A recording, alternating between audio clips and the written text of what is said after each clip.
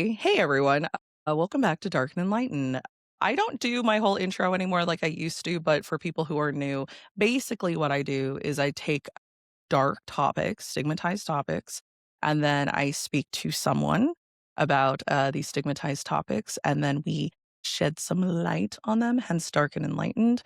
And today, I'm so excited to have Caroline here because Caroline have known, like, when you know people just on the internet only, like you've been like internet friends this whole time and like you haven't necessarily met in person. And it was wild for me to think that we had not met in person until October. Was it October or November? It was. And when we met, we both got invited to kind of like this leadership type retreat. And it was the first time we had actually like spent time together. And it was just like so great to actually like be with you in real life and like feel your energy and just like be able to bop over and just have a convo with you. So I'm so glad. I was like, yeah, I need to talk to you in like a real life one-on-one on my podcast. So that's why I have her here. So I would love for you to introduce yourself. And then one thing I've been asking people, what is giving you joy? I change it up every time, but what is giving you joy right now and keeping you sane in all of this? Mm. And all of this. Yeah. Well, thank you so much for having me. I appreciate you so much. And I have to say, when we did meet, I think it was at the Rise for Recovery Summit, you were the first person I saw. And I was having a little bit, and I still do, like a little bit of anxiety, social anxiety. I'm coming Yeah. into this, it was like hors d'oeuvres and I don't know what was Right. happening. And I was flying Right. in from the airport. Yeah. And Right. just feeling a little tired. And I look up and there you are. There you Oh, were. And I was just instantly drawn and I ran up and I'm not always a hugger either, but you're right. like the person that I wanted to hug. And Oh, I've been following you for so long and I respect you so much and just oh, look up thank to you. you as a leader in Yeah. this space. Yeah. And it was a beautiful moment for me. And then, I got to sit by you. I really enjoyed our talk I think on a bus ride Yeah. somewhere. I don't know. It felt like camp, I like we know. were in middle We were. school and it was camp. We're all on a bus. So, but I appreciate you. And for folks who have not Yeah. met Jacqueline in person, you are even more amazing, in real life. That's So, so nice. um, Thank you. so what is grounding me? What is keeping me sane right now? I think a lot of things are, but like the most helpful for me right now is really staying connected to recovery rhythms that have supported me. So, Mm, my recovery pathways have changed and shifted over the years, and I'm grateful for that. And there's certain things that just like keep me centered, yeah. like connecting with people who I love, reaching out when I need help, going for walks. I mean, it sounds kind of Yeah. simple, but it's like being able to move my body, Mhm. bring my cortisol levels down, turn off the Yes. TV when I need to, my cell phone when I need to, and really just kind of staying connected to those rhythms that support me and keep me as balanced as possible. And I say that recognizing I have a hard time even saying that, Jacqueline, because I know the privilege connected with being able to do that. And there's a Mhm. lot of folks right now that can't go for a walk, Yeah. or if they do, they don't feel that safe. And Yeah. so being able to kind of balance, yes, I can kind of ground myself in these rhythms. And also, like, I still need to be out there working and advocating and Yeah. because I can. And so, yeah, so that's kind of And I how I stay sane right now. But admittedly, have times of not feeling so sane. well, and what I love that you brought up is just this idea that balancing this duality of like maintaining our own joy and recognizing there are people in very opposite situations right now. That has been the hardest for me to really reconcile, which is why like all last year I was just frozen. Like I did not know what to do. And it became like such a huge topic with my therapist because I was like, I feel guilty for like being excited for things I have had planned. And it's like, but I've also been working on myself for like 7 years. And so it's like, I can't wait any longer. But then there's this immense guilt that I just feel with being successful, air quotes, or joyful, because I know that there are others who don't have that right now. And like, do you feel like, as obviously, just especially over the past year, do you feel like you've kind of had like that pull and push? What am I trying to push and pull, flip them, push and pull. Oh, yeah. 100%. Yeah, no, 100%. I think the push and pull and like the tension with that is such a Mm, I have to remind myself that, like, it's a human experience, right? We can have moments of joy and like these mountaintop Yes. experiences, especially in recovery, Yeah. as people in recovery, as family members, as advocates. And we also have these moments of struggle and trial Yes. and grief. And, I've been through some of the hardest things of my life as a person in recovery. Yep. And so being able to kind of live in that tension and that, like you said, that duality, I think it's awesome that you're reaching out for support with that. Cause I was actually just talking to my supervisor at work at Mhm. recovery.com. I was like, how are we have to show up in this place as two, basically as like living in this duality. And so I think reaching out for support, whether it's a therapist, someone at Mhm. work you trust, a friend, that's really, really smart. It's really wise. Yeah, there's a support group that when I first found out I had ADHD, I was 39, and I was so bamboozled by it that, like, I was like, "I don't know how to really process that." And I was like, "Is there any, like, hey, I'm an adult, I just found out I had this group," you know? I was like, "I'll just make it myself." So then I created, I call it the Neuro Sparkly Support Group. And I invited other people. I was like, "Hey, if you're even you don't have to be officially diagnosed. Like, I don't care. Like, if you are an adult and you're realizing you have a neurodivergence in some way and you're like still navigating that, like, could you like help me too?" And so and that was like the first time that I was like, "Okay, let me see if I can like Mm. actually ask for help from my community," in the sense of like it felt selfish because this was a need from me as opposed to everything usually be driven by needs of everyone else. And last year I couldn't continue it. Like, anything that was kind of, like, extracurricular, like, I had to make that boundary and be like, anything that's, like, not necessary, I need to remove at this time to not, like, clutter my brain more, but, like, tonight, we're having our first meeting Mhm. again after, like, a year hiatus, and, like, that again, I would not have thought, "Okay, maybe this is another source of, like, community because even though I had initially created it, I guess I kinda forgot that it existed. But again, when you get so caught up with things, you forget that like there are connections like that have been made that again, we may not have ever met in person, but it's like we saw each other and I was like, "Oh god, this is a safe person." You know what I mean? Like, and it's just so nice to have that Mm. feeling of like I know I'm safe here where I can, like, be vulnerable. I may not say something politically correct in the sense of, like, well, let me acknowledge, I may just be speaking out of anger or rage or whatever, but I also understand that the people I'm saying this to can, like, have grace for that and understand that, and especially with, like, with your work, like, you work you work at literally recovery.com, and then your life, you are in recovery, and especially when you have, like, the passion of helping other people, but then you managing your own recovery, do you find that it's really hard for you to turn that off, like, turn off work technically for your own recovery? Yeah. Well, first, I just want to say, one thing and I want to point this out about you is you're creating this Neuro Sparkly group, which I love, by the way, and I should probably be going to your workshops and your group meetings. So we'll talk about that. Seeing a need and not waiting for someone else to like Yeah. fill that need.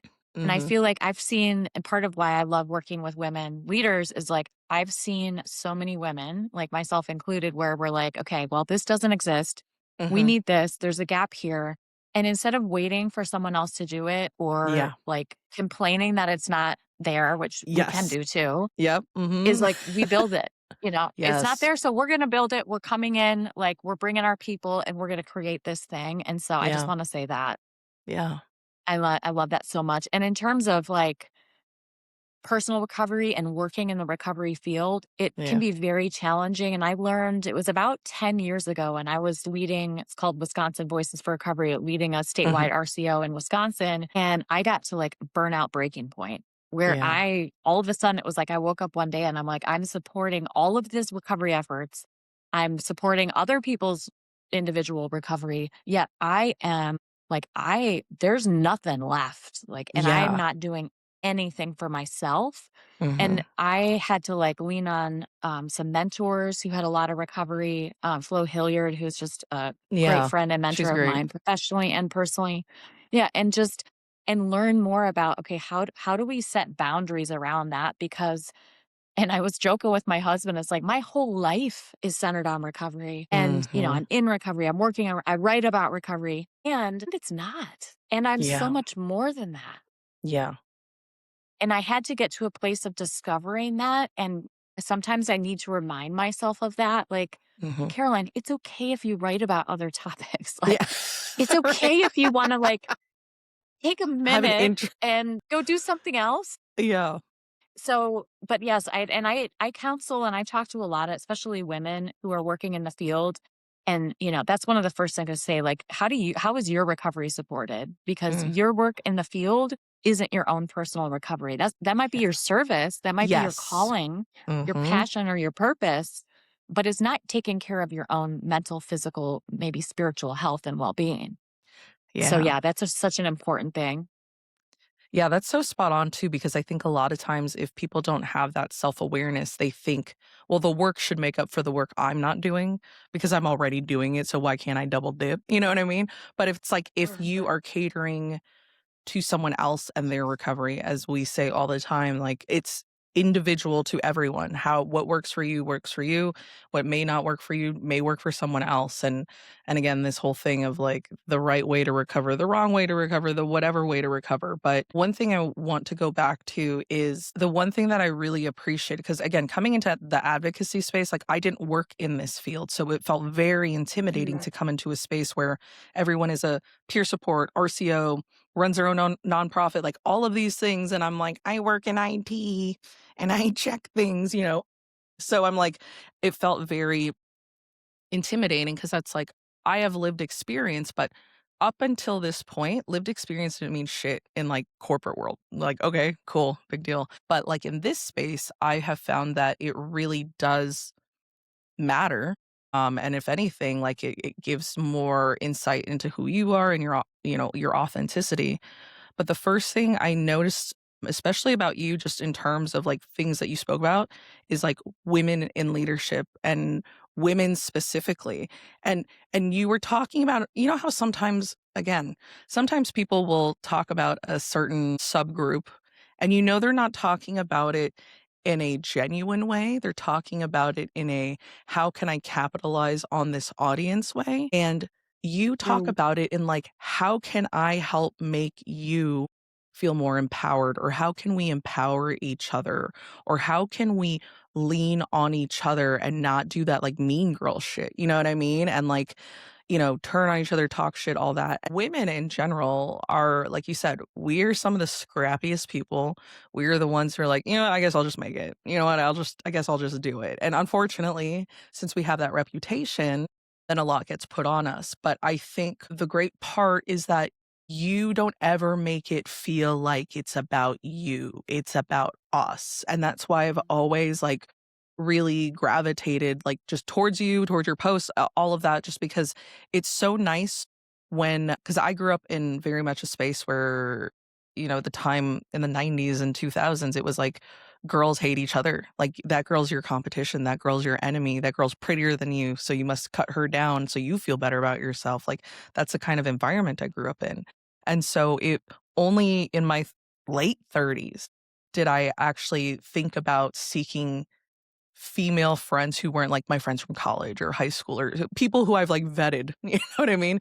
And Oh so, yeah, no, I it's like we your got a your better. OGs, right? And so, I just really appreciate that because you always found a way to like you have not past tense, but you find a way to like, yes, this is about recovery, but it's like also what about us and like all the shit that we carry and all that we take on. And I just really appreciate that you highlight that. Thanks for bringing that up. I think it's so funny because it's kind of how the International Women's Day and now, the nonprofit that I helped found, the Women's Recovery Leadership Foundation, how it was born was, 2020, and I was pretty much losing it, having a hard time struggling, and was very isolated. I just had twin babies and, Wow. removed from my recovery community. We had to move to a new state. It's a whole thing. Mhm. But I was feeling very isolated, and I was feeling very much in my own life that I needed to hear women talking about what women go through. And I needed to hear women Yes. talking about their experiences, our experiences, not just with substance use disorder recovery, but like with all of the things, mental Mhm. health and trauma and what it's like to be a caregiver and to have Yeah. all of these hats and this mental load and just like Yeah. all of it. I needed it. and I wasn't seeing it anywhere. And I had to work through a lot of fear because honestly, Jacqueline, like a lot of imposter syndrome around what you thought about, like, well, what are people going to think? They're going Yeah. to think it's all about me. Who Right. is this girl that Yeah. has no idea what recording a reel is all about? What is she talking about? So, what I did, which I'm so grateful, and again, it's things that I've learned in recovery, but I started reaching out to other women that I knew, in the Mhm. field. And I think at that time, I would have called you had we known each other at that time. But Yeah. like, Dawn Nichols from Yeah. She Recovers and Honesty Liller from McShin and all of these women in the national space. And I just said, hey, look, I have this idea. Let's come together on International Women's Day. What do you think? And everyone was like, oh my gosh, yes. Like, let's Yeah. do this. We need to do this. And so Yeah. it's kind of, it's grown from there. But that is such a key piece of that is certainly it's not about me at all.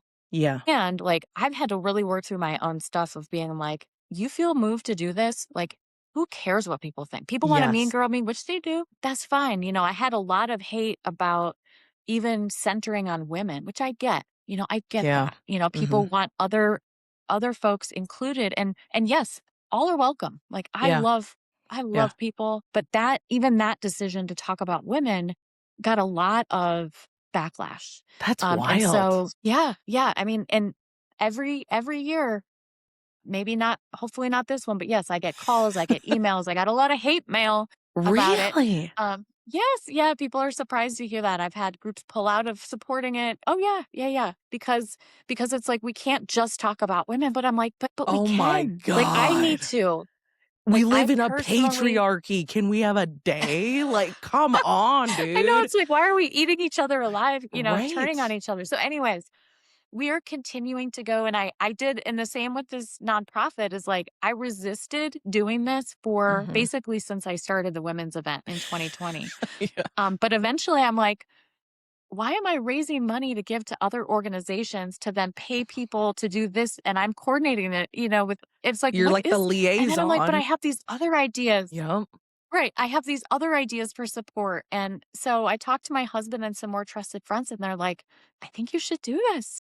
And so Mhm. it was about a 3-year process of making that decision, Yeah. but I'm so glad that I did, and I'm just so Absolutely. passionate about about mentorship and about continuing to highlight our voices, Yeah. continuing to build a platform Mhm. so women can share their experience.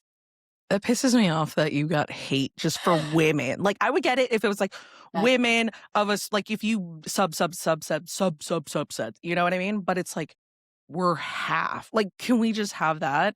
But on top of that, like, yeah. again, it's like this mean girl culture where you find like, this past year is the first time I've gotten, like, hate mail directly from people that I knew, like, vaguely on social media or whatever.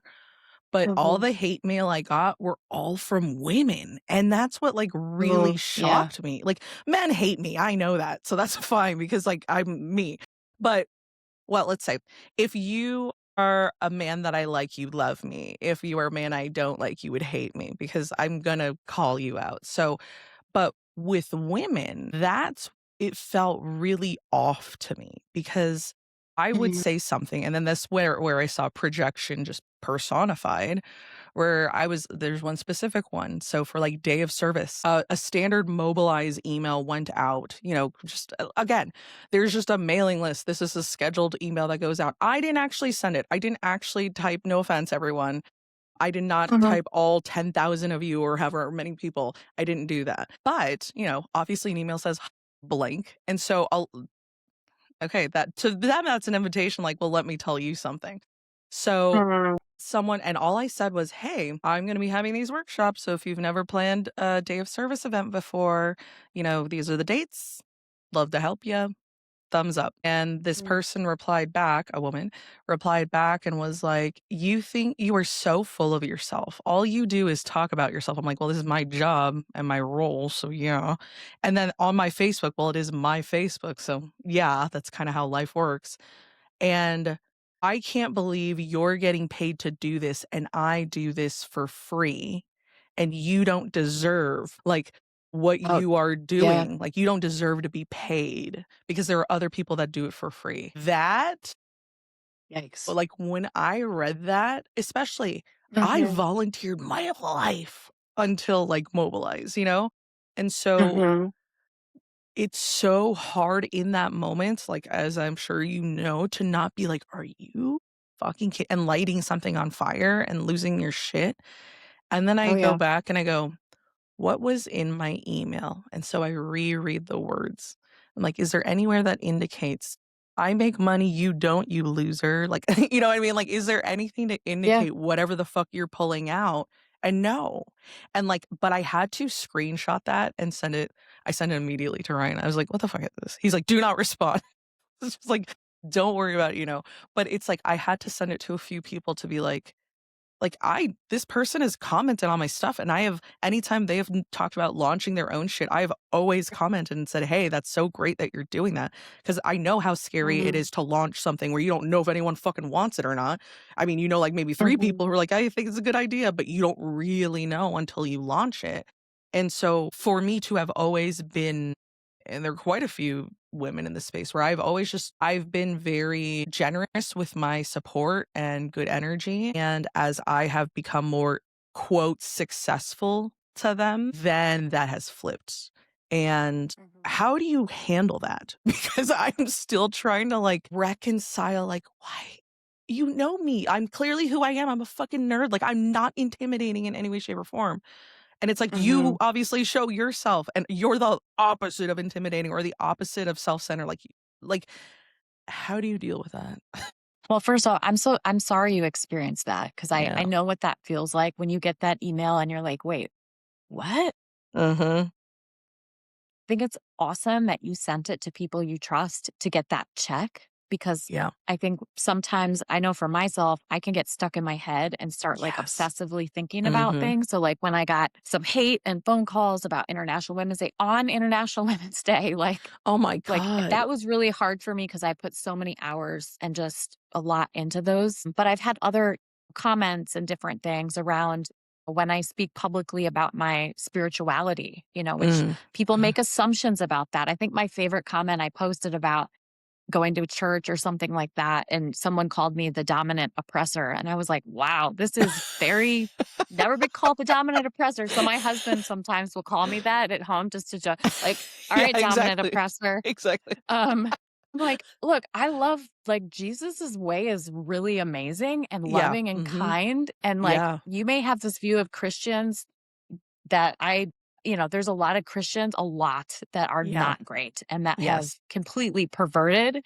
what those teachings of Jesus and the whole thing, right? So I Yes. get that, but, like, for people to make judgments about me and call me names and, all Yeah. of that. Anyways, how I've gotten through it is like what you did, which is reach out to people that I care about, and I also have to kind of, like, not make light of it, but Mhm. this happened just a couple weeks ago. I had a comment on one of my Instagram posts, which my Instagram, it's not blowing up. Like I don't spend a ton of time there Yeah. and whatever. But there was a couple like haters or trolls. Like I don't know, someone was like, "You're an idiot" or something like that. Just, like, And so generic inside, lame, yeah.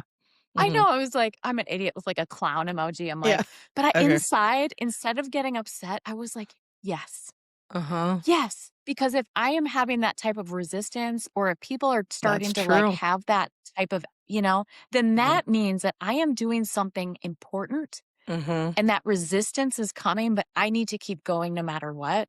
And so when Mhm. I get some of that now, I try to see that like, try to see it as fuel.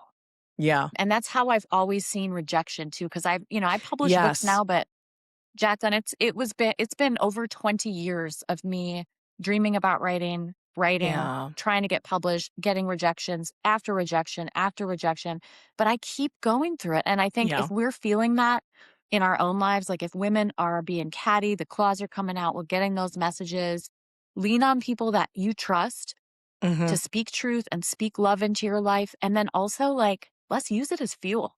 Let's keep Right. going. Right.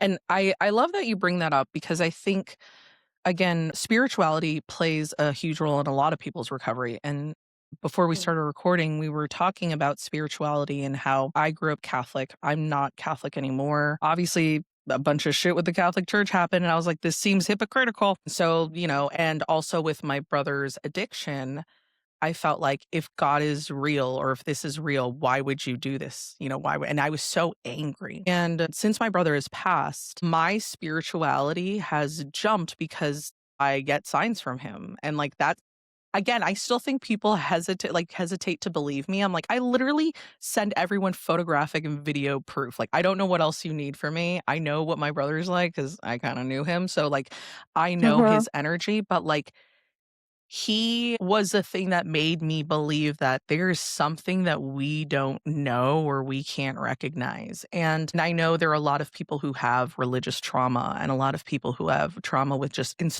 religious institutions. And so when I see stuff like that, especially you don't push your religion. There are people who push their religion or push their beliefs and they just push it. You just say, "Hey, this is mine. This is what I," and you're so obvious about that. But I find that when people are attacking like that, that's clearly coming from their space of whatever church or religion or something did to them. But what I was telling Caroline is I had a moment with my husband last night and it was the first time ever because the way that we finally synced up on something that's been like this fucking long time issue, I literally said out loud and I even afterwards, I was like, I can't believe I even said that." And I was like, "This was God." And I was just like, "But I kinda think like we're God, but like, I don't know, all maybe we're all God, I don't know." And I said, "But we like," I said, like, if you were to compare Jesus and me, like, we pretty, like, lockstep, we kinda do the same shit, like, I'm just more vulgar about it, but, like, you know, acknowledging that in reality, religion can be very scary, and again, with everything going on and, like, using religion as fear, that was another big thing, especially with the Catholic Church. Everything's punishment, punishment, punishment, and we talk about this in this Mhm. space. Punitive, or do you Yep. wanna punish or do you wanna rehabilitate? And so, friends that I have who are spiritual and say, like, they preach about their church and go, "Well, I'm a good person because I go to church." I see it in the way that they fucking act. And then they'll throw in like, "Hey, I love Jesus." Right. And then like they just gotta move on. And it's not so when I notice that people are being very loud about their church affiliation, that's a red flag to me. And so I think sometimes Yeah. people just think even that statement, like to them, that's a red flag is like, I'm pretty sure a ton of us, like, wore WWJD bracelets and had no fucking clue what we were doing, and I was like, "Oh, yeah. Yeah, what would Jesus do? Not this shit," and I would move on, you know what I mean? Or then I was like, "What would Jacqueline do? I don't know, not this." So, it's, it's something where it's like, it sucks that sometimes that trauma can even prevent a connection happening, you know what I mean? Like, if you're Mm. not open to Mhm. that, because again, can it make me uncomfortable when someone starts pushing their religion on me? Absolutely, and I'll be like, "Oh, yo, don't push your shit on me." But when we can have an open conversation about like, like we both value that there is something greater out there or like there is love will win, then it's like that's a really great conversation. And we'll have to have another conversation just offline about that. But like I can't imagine how hard that can be though, because the way that people have manipulated religion and like you said perverted literally figuratively Mhm. all around have really made it so that like, well, you're still a good person because you go to church even if you did all these shit things, and it's like, I don't think that competes. Well, and I appreciate you just being open to the conversation too, but I agree. I mean, it's tough, and I think that's why, like, actions speak so much more loudly, right, than words, Mhm. and so that's always a red flag for me too when I feel and meet people that are whatever the issue, whether it's faith or, Yes. whatever the thing is, when someone is really preachy, but I'm Yeah. not seeing their life backing that up, or I'm not seeing an openness and willingness to hear someone else's perspective or experience, and I think, balancing that with, like, when someone called me, like, the dominant oppressor, having compassion because, like you said, comment probably isn't actually directed towards me. Like, if Right. they knew me for sure, hopefully it wouldn't be, Mhm. but, like, it's coming from their own likely religious hurt and trauma, which I have also experienced, and Yeah. so understanding and me having empathy, having Yes. empathy sometimes for that hate that is probably coming from a place of hurt, Yeah. and, like, understanding, like, "Hey, it's okay too." Yeah. Of course, I'm gonna protect myself. I'm gonna probably not look at other comments from that person or like there's Exactly. boundaries I'm gonna set up, but I also wanna have compassion for them too. Yeah, and understanding that a lot of times things that they're saying, like you said, have nothing to do with you. But one thing that helped me that because I would bring this up in therapy, I was like, this other random bitch said this in my comments, and she's like, all right, let's think about this. She's like, think about all the time you put in to create your workshop or create whatever the thing you're talking about, or just your personal growth. And think about the Mhm. amount of time it took them to write that comment and figure that thought to write that down. They saw your shit and instantly react 5 seconds, 10 seconds, whatever it was. It took you 5 years to get to this point. So do you really wanna carry the same weight of what their assessment is versus what your in-depth 5-year fucking deep dive is? And once she said that, it automatically brings the temperature down. Doesn't bring it to 0, but it brings it down enough for me to have perspective and go, "This is a reaction. This is not like a genuine, like, thoughtful reaction." If you knew me and you knew my heart, what you're saying right now is absolutely insane. So it's helped me bring that down. But again, even for me personally, when I start to hear people talk about religion, and again, even with the Catholic Church and the new pope, and like seeing that there's this priest who is also a DJ, that's his hobby. And so seeing like house and like EDM culture, which like my brother loved and like I love, I'm like, why are these merging? And these are the times I'm like, Mark, dude, if you were here, well, you are here, you're probably there, let's be honest. But like, you would be losing your mind at these worlds merging right now because he was the first to dip out of the church. It's He's like, amazing. nope, we're done. So, like, I now recognize my own like defenses that will come up if someone says, Catholicism, Christianity, da, da, da. I recognize that, but then like, I kind of like put it down, like, chill out, let them finish, let them talk, like, don't automatically shut it down. So, I think a lot of people, especially with like comments, like, they just see Jesus, they ignore everything around that, and you're like, Right. Right. and it's like, I didn't say any of that, but and I can't imagine, like, how hard that can be because especially with, like, let's go to your books because you talked about writing books and 20 years, and how many books ha I'm sorry I don't know this because I should be, like, a really, like, professional person and do a ton of research, but I also just like to ask You're and be fine. curious and not stalk you ahead of time because I like to have conversation. But how many books have you written? Because I know you are working is your one now done and just, like, in Yeah, final so yeah, here it is. yeah. This, it's right here. It's so pretty. When you love someone in I recovery. Isn't love that so it. pretty? That's Yes, really, really pretty. a hopeful guide to understanding addiction. So this is my latest. It's coming out in April. Okay. April 7th, it will be That's live, but you so can pre-order it now.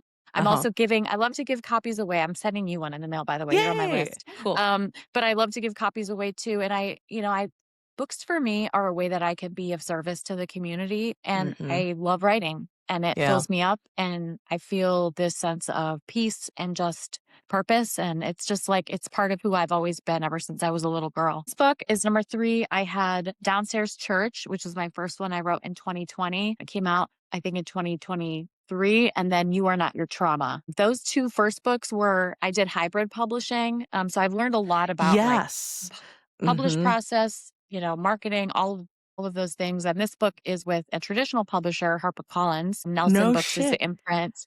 That's Yeah, yeah, so girl, fucking so cool. That's so I know, I'm so exciting. excited. Holy It's shit. awesome, and they've been so fun to work with, and, yeah, I'm excited. So the book is all about recovery, of course, Yeah. but it's for affected family members and loved ones to really understand not just what addiction is, but what recovery Yeah. means.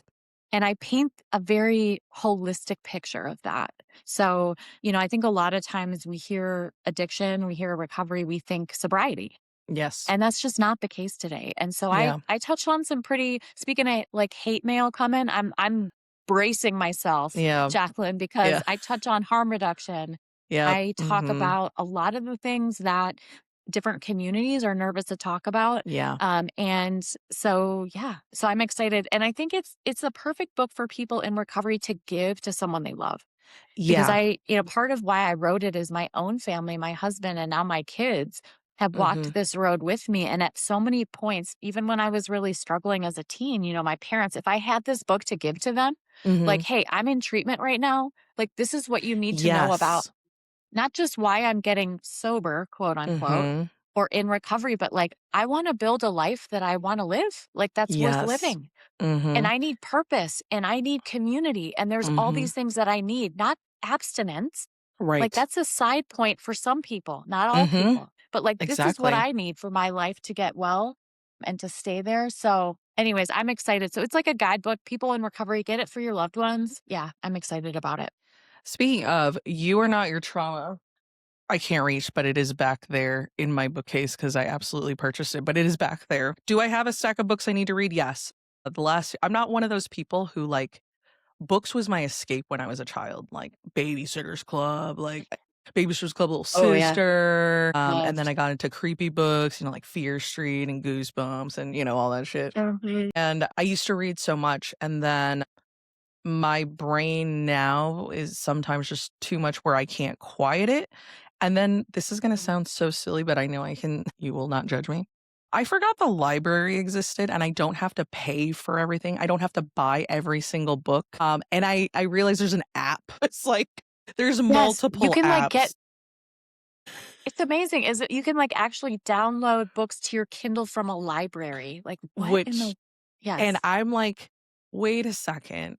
'Cause I'm like, I keep buying books because obviously I'm gonna support my friends, and then I'm like, "God, I have a lot of books to read about my friends," and I was like, but now it's, like, overwhelming, but then it's, "Wait, if I wanted to read another book, I guess I could check it out of the library?"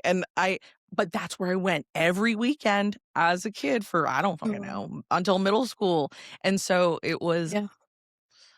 it was nice to realize that, but I think your point though about, like, kind of making a guide, that's so helpful because it seems like we have a very similar vine of just wanting to be like education in the sense of here's all the information and like you can do what you Mhm. want with it, but like just putting it out there. Like these are just some Yeah. tips or tricks or whatever. And I've never do you have any siblings at all?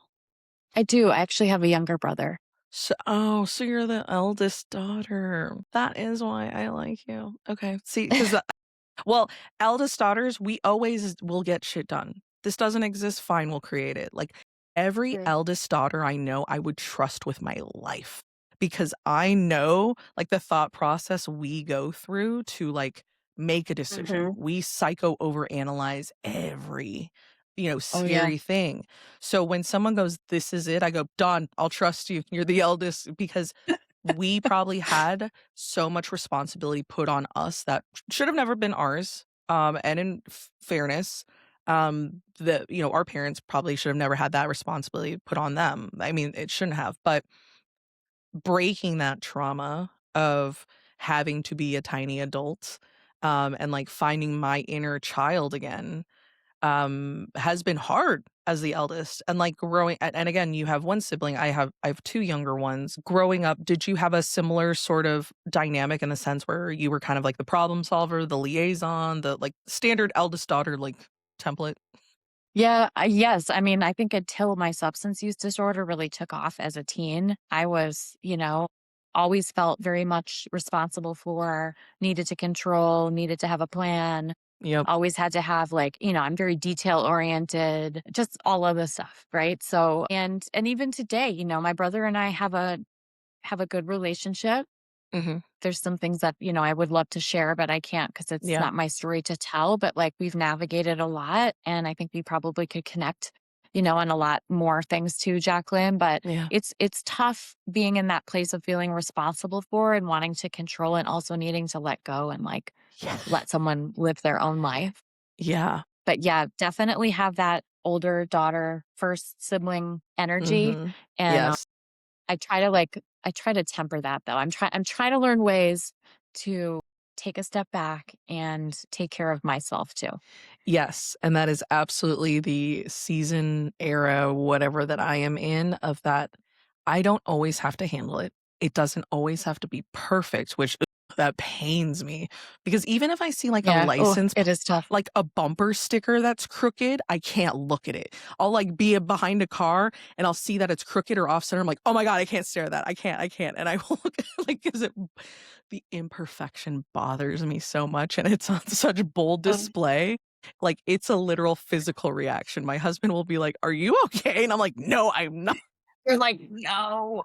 That happens to me if I'm maybe why I'm an editor right now, but, like, if I'm reading a book and there's a typo, like, in a published book, which is Oh. funny because I write books with typos all the time, I'm sure, but, like, if I see it, I'm like, I keep staring at it, and I'm like, Right. "I have to tell my husband there Ex is an error in this," and he's like, "Okay," and I'm I like, do "But no, wait, this word is not supposed to be there." I mean, exactly. I'll do the same. I'm like, "Look what the government put out. They didn't remember an apostrophe." You know, and it's like this source of pride because I love editing. I love finding what's wrong. do you? Yeah. Obviously, we love doing that, which is why my last role when I was in IT, I was a quality assurance person. And that person, what do? Oh, They yeah, you check everyone's work, I test everyone, and I try to break shit, which is my personality in general. So that's why I was like, when I finally got into IT and into that space, because I don't have an IT degree, I have a marketing degree. So, like, even getting into the IT space as a woman with no degree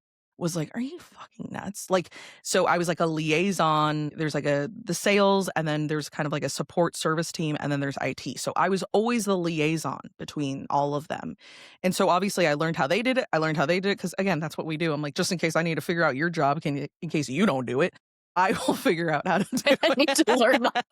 And so those and then it things. was like, "Well, you don't have an IT degree. Well, you don't have this." And it was just like all these barriers as to like why like I had to prove my brain was actually that analytical and that on point. And it was just so frustrating because it's like life experience doesn't matter in corporate. They're like, "But you didn't get a degree in it." I'm like, you have a degree in communication and you suck at it. So I'm not sure why we're doing Right. this right now." So it's like it was very and one thing I will say, because they put me through the first time I applied for an IT job, this is totally ADHD.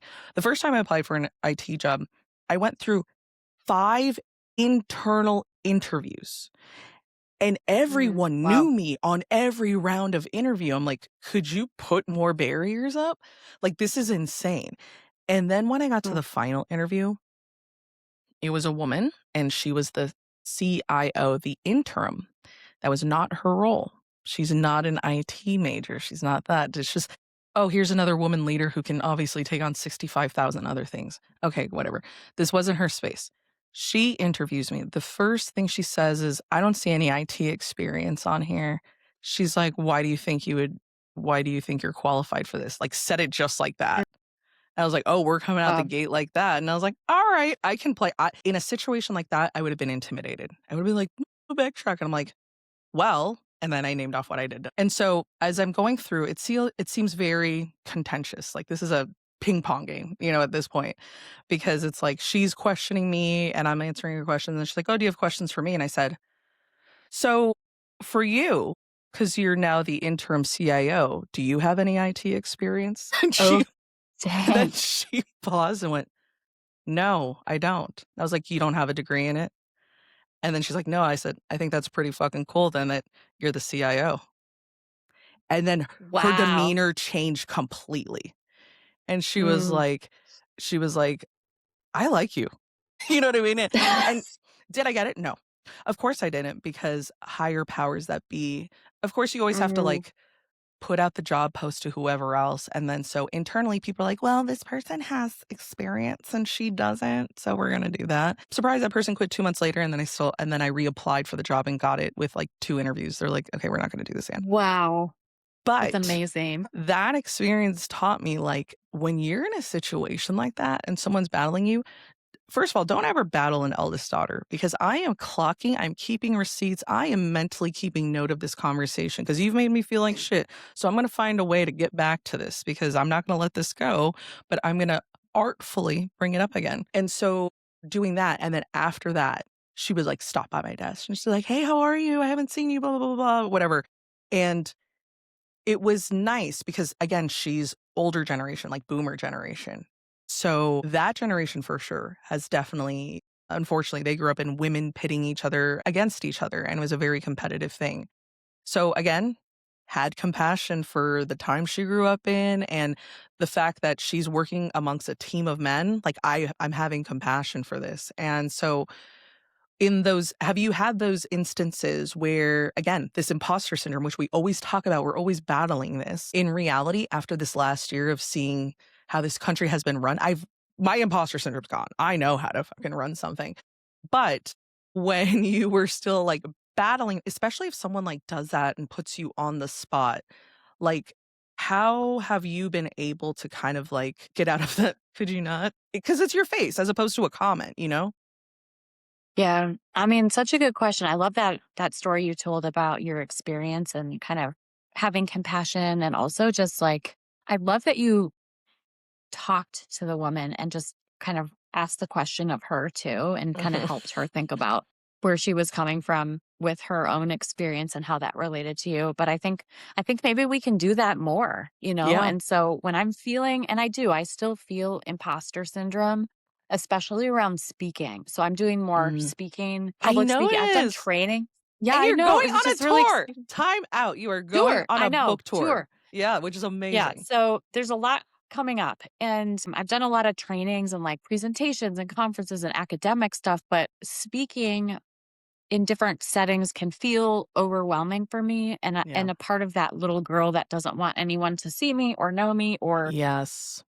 you know, very insecure, really Yes. struggling with all of those things, sometimes will want to come out, Mhm. and so when she does, I take some Tums Yeah. and I put on my blazer, which I feel like if you put on a blazer, it is Yes. an instant, like, I'm an expert, which I am. Yes. Like, I am an expert. Absolutely. And I have people in my life that will remind me of that, not in like an egotistical way, but just Yes. in a factual way, like Yes. factually. And my husband reminds, he's my best he's like my Yeah, I number love one that. cheerleader, but Mine he'll too. be like, you know what you're talking like there's no one better than you that can talk about Mhm. this right now, like you know your stuff. And he'll list off all of my cloth and I'm like, why do I need him to read my resume for me to go out? Right. But anyways, having people that are in our corner that Yeah. can help us cheerlead, because the Yeah. last thing that I need is another hat to wear, including like my own personal cheerleader, right? Right. Like I'm the one speaking and doing all these things. Like I Right. need people in my corner. So I have my husband, I have Chloe who works with me, who's amazing. And I have Mhm. this team of people that, I can call on my boss at recovery.com, like these people that I trust. Yeah. And when I'm feeling that way and when I need a little bit of like rah rah, like Mhm. cheerleaders behind me, I will reach out to them. And then at the same point, I think there's something healthy about having that experience of, I don't want to say fear, Yeah. but like, because I know when I go into a speaking where I'm like, oh, it was an overdose awareness event. Mhm. I'm going to get emotional just talking about it.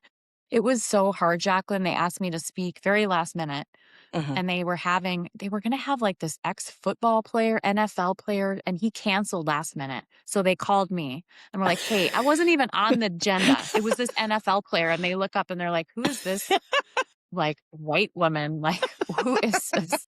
Who sounds like she's from the Northwoods? And anyways, so I come up there and I had to share about addiction loss and about Mm. especially my friend Elise who passed away last year.